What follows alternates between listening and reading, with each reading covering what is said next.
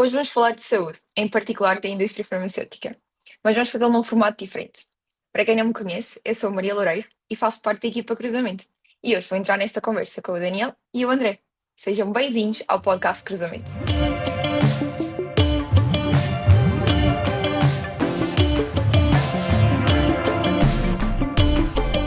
Então, como primeira pergunta, queria falar um bocadinho, se calhar como uma boa introdução para esta conversa, é o que é a indústria farmacêutica, ou se calhar mais particularmente como é que vocês veem a indústria farmacêutica. Se calhar, deixa-me começar aqui do meu lado, depois André já passamos para ti. Bem, a indústria farmacêutica é uma das maiores indústrias do mundo, globais, sendo que as 10 maiores empresas do mundo, e estou propositadamente a falar aqui em cash, em dinheiro, têm faturações anuais acima dos 50 mil milhões. Portanto, é claramente uma indústria que movimenta muito dinheiro, mas antes disso, e o mais importante, é uma indústria que tem um impacto absolutamente gigantesco na vida das pessoas. Todos nós vamos ao hospital, todos nós vamos à farmácia, medicamentos, mas não só, também há uma questão aqui da prevenção. Portanto, a indústria farmacêutica tem acompanhado a humanidade há muitas décadas e tem aumentado a qualidade de vida e é um dos fatores principais que tem contribuído para que a esperança média de vida das pessoas tenha aumentado. Dito isto, é uma indústria muito complexa e para dar aqui dois, três números que eu acho que podem ser interessantes para a nossa audiência, o medicamento demora em média 10 a 15 anos desde que é descoberto até que vai para o mercado. O investimento que um desses medicamentos necessita, existem vários relatórios, várias coisas, mas o ballpark será entre 2 a 3 mil milhões de investimento que as empresas têm que fazer e chegando ao mercado não é garantia, portanto isto é cash out, dinheiro que é gasto, não é garantia que esse medicamento sequer tenha vendas. Portanto, eu comecei propositadamente por dar valores altos de vendas. Falei da importância da indústria para a humanidade, que é importantíssima. Eu agora estou a falar do outro elemento, que é uma indústria extremamente arriscada, que consome muito, muito capital e é muito lento. Eu posso aqui acrescentar mais coisas, mas André, tens alguma coisa que... Eu, obviamente, concordo com o que disseste e a tua experiência ao longo de todos estes anos falam mais alto. Eu aqui só, se calhar, também para acrescentar que, de facto, promove não só a saúde pública, mas acaba por levar também para um panorama mais não, promove não só a nossa saúde individualmente, mas também depois a um panorama mais global a saúde pública, e nós passamos agora pelo caso do Covid-19 e de facto a indústria farmacêutica teve aí um papel super importante, super significativo no controle daquilo que poderia ser uma pandemia ainda pior do que realmente foi. E é curioso, e também gostava de ouvir um bocadinho a tua opinião, Daniel, porque por um lado eu acho que é uma indústria com um alto potencial para desenvolvimento, para inovação, e estavas a dizer que realmente houve um acréscimo, uma melhoria da qualidade de vida enorme, também muito devido à indústria, mas por outro lado é também uma indústria que depende muito de algum lobby, depende muito dos regulamentos e da regulação a que está sujeita, que depois, ou seja, acaba por ser um foco de inovação muito grande, cheio de potencial, mas que depois é um bocadinho abafado por todas estas condicionantes. Eu gostava de ouvir aqui um bocadinho também a tua opinião sobre como é que vês isto, a inovação versus esta contração. Estou aqui a tirar umas notas. A questão do lobby, se calhar começar por aí, que eu acho que é um ponto muito importante, sobretudo a nossa cultura europeia e o lobby é visto de uma forma diferente na cultura anglo-saxónica. O lobby não é per si uma coisa má. Eu acho que isto é importantíssimo. Isto aqui acho que é mesmo muito, muito importante. O lobby e a forma como eu pessoalmente olho para o lobby é alguém tem uma opinião, tem um conjunto de argumentos e vai apresentar, pode ser ao legislador ou pode ser a outra pessoa, pode ser uma empresa até, privada, vai apresentar os seus argumentos. Portanto, eu acredito que isto deve ser assim porque... E depois vem outra pessoa, outra instituição que apresenta argumentos contrários. Portanto, eu olho para o lobby como uma coisa muito saudável, que deve ser transparente e que procura exatamente fazer o que nós estamos aqui a fazer, trocar argumentos e procurar o melhor para o ecossistema. Agora aqui, o melhor para o ecossistema. Tens vários sistemas de saúde que existem a nível global. Nós em Portugal estamos, se calhar, estamos mais familiarizados com um sistema que é mais dependente do Estado, que tem as suas vantagens e as suas desvantagens. O modelo americano, por exemplo, em que e na América é o maior mercado do mundo a nível de indústria farmacêutica, e já agora, aqui um parênteses, não é só a indústria farmacêutica. Muitas das grandes indústrias globais têm nos Estados Unidos um dos seus principais mercados. Fecha parênteses, tem um mercado muito mais liberalizado com as suas vantagens e as suas desvantagens. Portanto, tem tudo aqui um conjunto de elementos diferenciadores. André, relembra-me então o ponto. Pronto, isto era a questão do lobby. Qual é que era o outro ponto? O segundo ponto é a parte da inovação, que mais uma vez é uma indústria que tem dados reais sobre um tema muito relevante que é como a saúde, não é? Mas depois também tem uma parte regulamentar que tem que ser forte de alguma forma, mais uma vez, porque também estamos a falar de temas bastante sensíveis, mas que acaba por estrangular aqui um bocadinho o potencial de inovação. Epá, pois, olha, eu acho isto bem. Agora tenho aqui uma série de ideias e, Maria, depois passamos para ti, se quiseres acrescentar ou a próxima pergunta. Então, regulação. E vou pegar no exemplo há bocado do Covid. Da Covid. Em que as pessoas perguntaram, bem, aquela vacina, aquele tratamento não pode ser bom. Aquilo foi tão rápido, demora tantos anos, e tem exatamente a ver com o fator que estavas a falar e a forma como o ecossistema, aqui nomeadamente a legislação as autoridades regulamentares agilizaram os processos e aceleraram tudo. Os 10 a 15 anos que eu falava há pouco da indústria farmacêutica, se fizermos um deep dive, muito desse tempo é tempo de espera. Ou seja, por exemplo, vou ser concreto, faz um ensaio clínico, depois tens que esperar que os dados sejam agregados e envias para uma organização, por exemplo, a FDA, Estados Unidos. Eles vão analisar, vão depois dar-te o feedback, tu tens X tempo, X meses para dar o feedback, portanto, eu vou dizer, são tempos mortos. Muitos. Eu vou dar um ballpark para a nossa audiência perceber, eu direi que, isto são dados mais ou menos reais, desses 10 a 15 anos, 40% do tempo é tempo morto. Quer dizer, tempo morto, ou seja, não utilizado. O que é que aconteceu na Covid? Foi exatamente essa articulação genial. Portanto, o próprio regulador, legislador, como era uma urgência global, estava a acompanhar as empresas que estavam a trabalhar, e já agora as instituições e universidades, muito próximos deles, muito próximos, e não havia esses tempos mortos. Assim que estavam a sair os dados reais, estavam já a analisá-los e a tentar, de uma forma, porque isto é outro ponto interessantíssimo, de uma forma sinérgica, com o objetivo do bem comum e não de a empresa manda dados, eu vou ver onde é que há falhas que é para criticar. Não numa tensão negativa, mas numa tensão positiva. E vocês viram, a vacina está cientificamente, e as várias, mais do que comprovadas, tem efeitos secundários, como todos os medicamentos têm. Tudo no mundo, bebemos muita água, temos efeitos secundários, é assim, mas perfeitamente dentro dos parâmetros que a ciência assim o exige. Portanto, a vacina foi rápida, e foi rápida sobretudo por esta razão. A inovação, André, 3 pontos muito rápidos. À pergunta, a indústria farmacêutica é inovadora? A minha resposta é, mas podia ser muito mais. Vou dar 3 exemplos concretos. Investigação e desenvolvimento. Consistentemente nos últimos anos, o crescimento dito inorgânico tem sido muito grande, ou seja, a compra por parte das empresas farmacêuticas através de merger and acquisitions, licensing agreements de pequenas empresas. 2, go-to-market strategy models. É fundamentalmente o mesmo. Nós chamamos-lhe agora omnichannel, temos outros elementos, ou seja, o go-to-market strategy em que os reps vão para o mercado do ponto de vista de promoção, tem algumas nuances interessantes e alguns casos específicos diferentes, mas é fundamentalmente o mesmo. E, last but not least, a inovação incremental do ponto de vista de estruturas internas de governance pode ser muito melhorado, muito articulado, porque tens tantas layers de governance que torna a inovação muito lenta.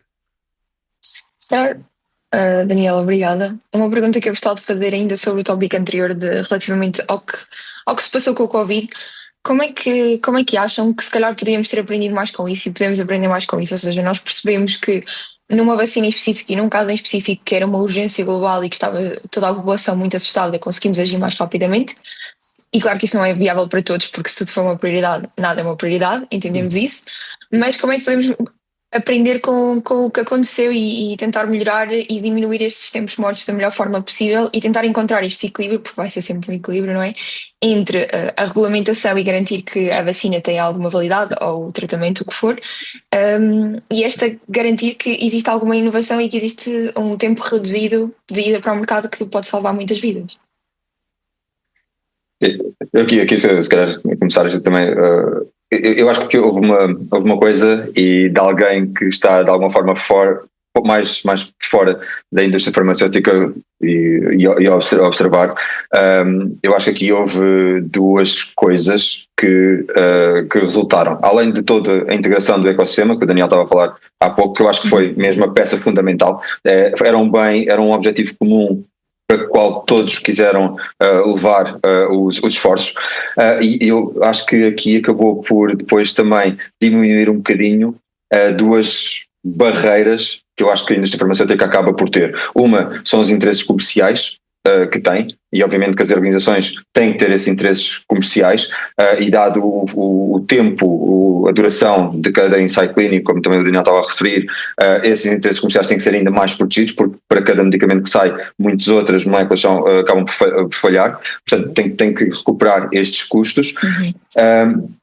Portanto, eu acho que esse interesse comercial acabou por descer um bocadinho mais, portanto também houve mais agilidade e houve mais vontade de arriscar.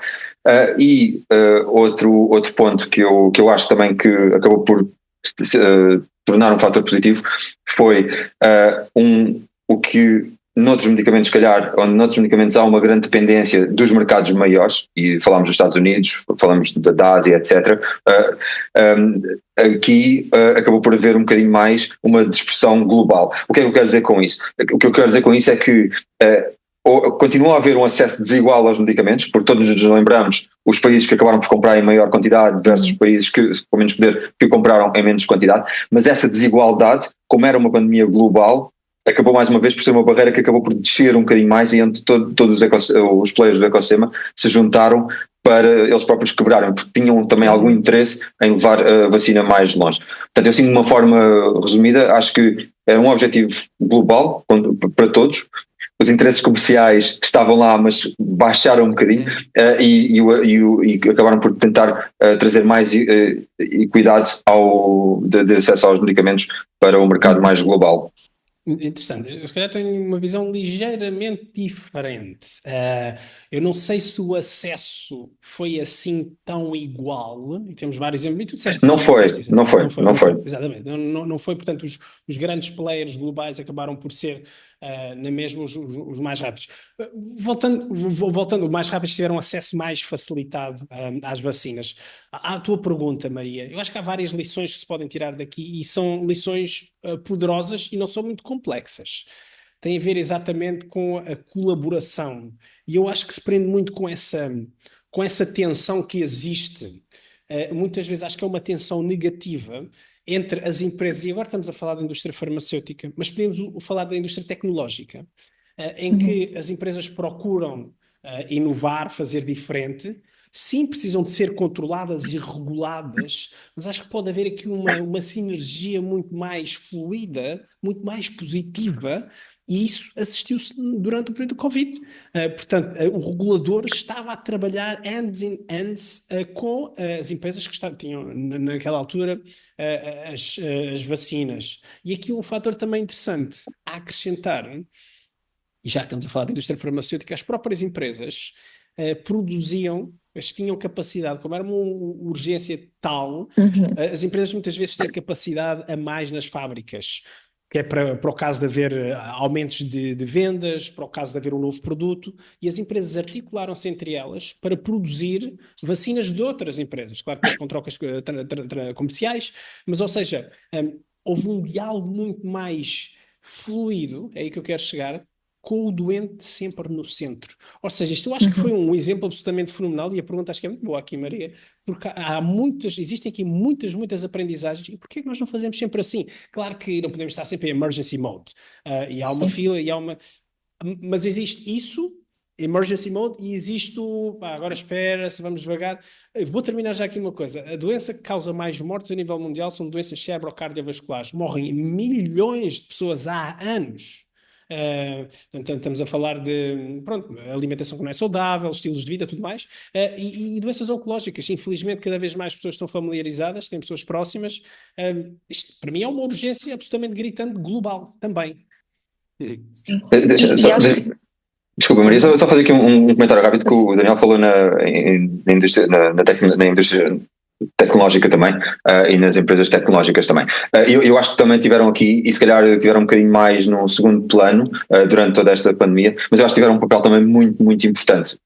São, de facto, uma parte crítica do ecossistema, e quando se olha para a inovação, se calhar esta resposta também que conseguiu haver, que acabou por haver, foi uma combinação das várias farmacêuticas, dos vários players na área da saúde, mas também uma grande integração da área tecnológica que permitiu trazer tecnologia e inovação que trabalhassem os dados com muito mais rapidez, poder computacional para trabalhar esses dados, a inteligência artificial que tanto se fala acabou por ajudar muito também a acelerar a análise de milhares e milhares e milhares de registros de que estamos a falar aqui. Portanto, este layer aqui da tecnologia, que às vezes se calhar esquecemos um bocadinho mais nestes modos de emergência, mas também deram uma grande ajuda na capacitação dessas organizações para que depois pudessem também focar naquilo que fazem melhor, que é a criação das vacinas. Sim, sem dúvida. Uma coisa, o comentário que eu ia fazer há pouco, relativamente ao que o Daniel estava a dizer, era relativamente lá está, às doenças que causam mais mortes a nível global, e que para mim é chocante o facto de serem doenças, não para o cancro, não refiro ao cancro, refiro às doenças cardiovasculares, serem mais simples, na medida em que já se sabe o que é que podemos fazer para reduzi-las, e são muito mais simples do que se calhar no caso do cancro, por exemplo, que existem problemas desde o início, desde o diagnóstico até à cura, existem vários problemas na cadeia.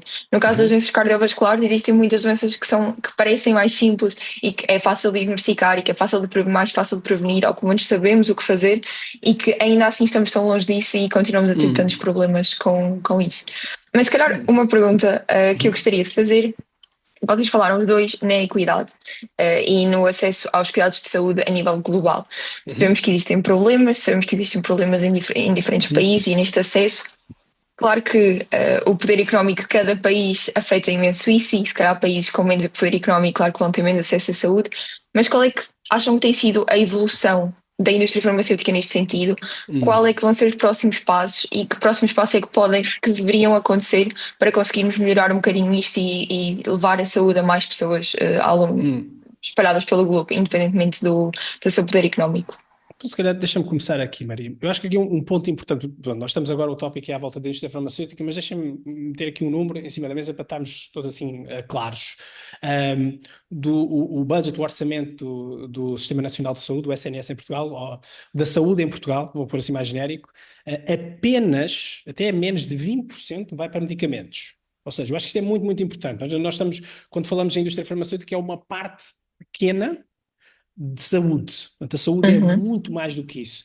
Portanto, porque muitas vezes eu observo que temos o ângulo da indústria farmacêutica que é responsável por resolver os problemas de acesso, tem um papel, obviamente tem que ter, mas ela representa, do ponto de vista da alocação de recursos, apenas, um valor ainda significativo, 20% de tudo o que vai para a saúde. Acho que isto é importante. Indo ao teu ponto, Maria, há um trabalho gigantesco para fazer. Mais 2 ou 3 números. Portanto, o mundo tem 8 mil milhões de pessoas, podemos ter uma noção, 8 mil milhões de pessoas. A Europa são 400 milhões, os Estados Unidos 300 milhões, vamos dizer, os países desenvolvidos, América do Norte e Europa, mais alguns, Japão, representam, vou arredondar, 1.000 milhões de pessoas. Portanto, nós temos o resto, 7 mil milhões de pessoas, que é a grande esmagadora maioria da população, que vive noutra constelação. E essas pessoas têm uma dificuldade muito grande em ter acesso à saúde. 2 mil milhões de pessoas no mundo, dessas todas, dos 8 mil, 2 mil milhões não têm acesso à saúde, a medicamentos essenciais e fundamentais. Portanto, há aqui um trabalho gigantesco para fazer. E eu se calhar, para terminar, para não me alongar aqui muito, nomeadamente uma coisa que temos feito também a nível da educação executiva é desafiar os profissionais de saúde, as pessoas muito sénior, as pessoas que trabalham na indústria, a pensar em modelos de negócio inovadores, nomeadamente em países em desenvolvimento.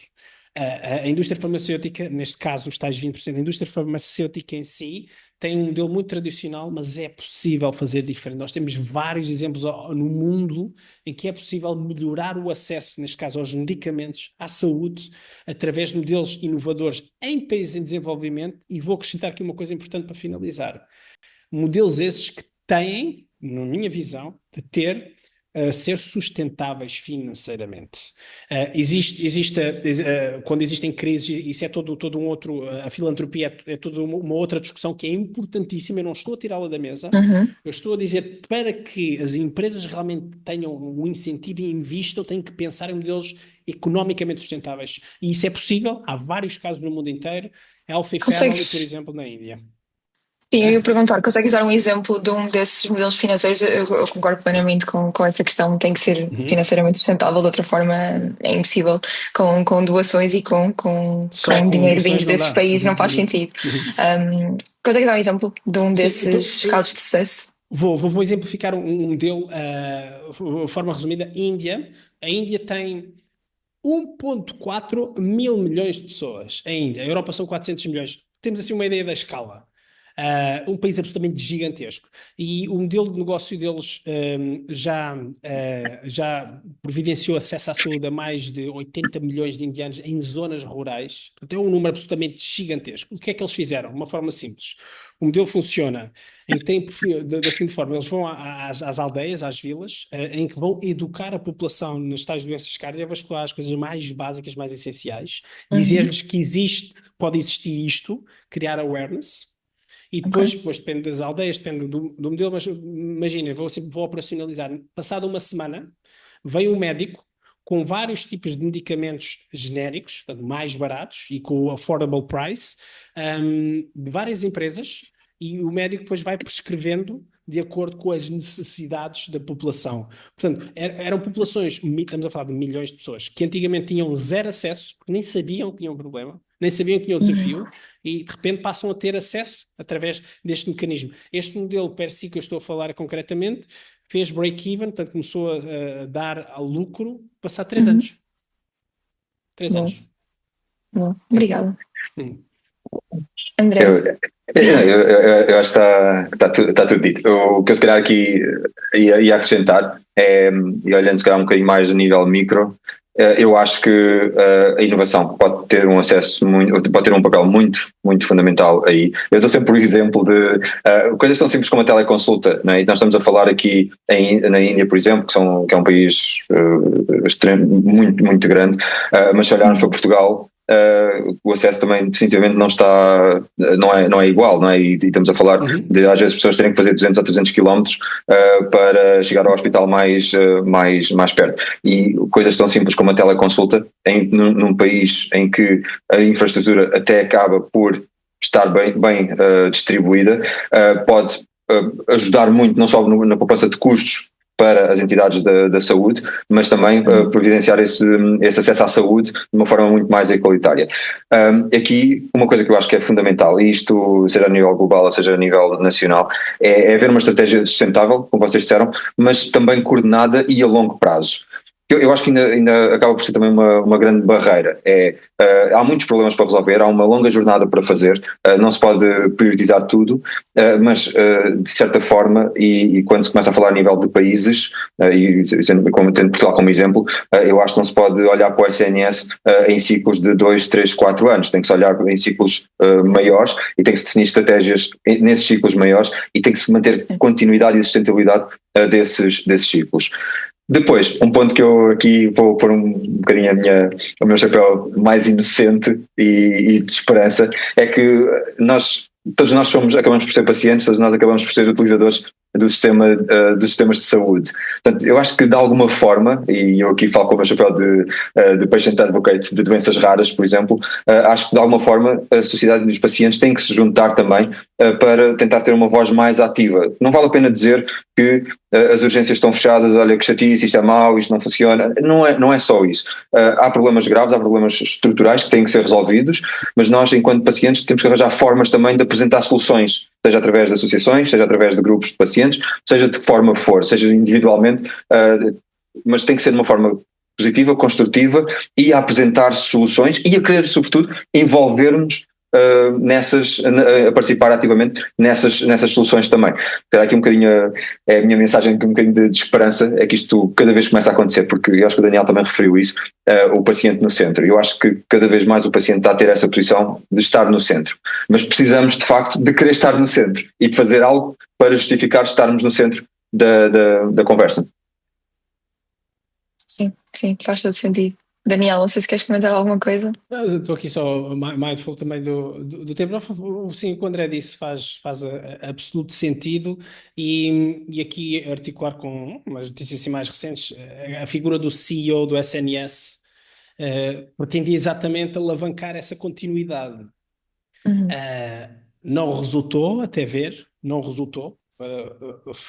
Falhou por várias razões, mas eu tenho a esperança que faz-me sentido, ou seja, conceptualmente faz-me sentido, e respondo ao que estavas também a dizer, essa continuidade política, como há no início, que é precisa para a saúde, precisa de uma visão a médio e longo prazo, é essencial, não tens como não. Sim, sim. Pronto, olhem, se calhar podemos, não sei se querem acrescentar mais alguma coisa, senão eu se calhar vou fazer aqui um pequeno resumo do episódio. Falámos de vários desafios, falámos do desafio da regulamentação, de colocar o paciente no centro e no fundo do poder cívico que podemos todos nós ter na evolução da indústria farmacêutica e na evolução do acesso aos cuidados de saúde de forma mais geral. Também os desafios da tecnologia, porque as teleconsultas são uma ótima solução que pode chegar a muita gente, mas também tem os seus desafios associados. Mas também falámos de coisas positivas que nos podem ajudar a avançar com isto, a colaboração principalmente e a coordenação entre empresas, entre os diferentes stakeholders, não é, do mercado, das empresas até ao paciente, até aos governos, e que no fundo essa acabou por ser a chave no caso do Covid e que poderá ser a chave em muito mais casos de sucesso no futuro. Obrigada aos dois e até uma próxima vez. Obrigado, Maria. Obrigado.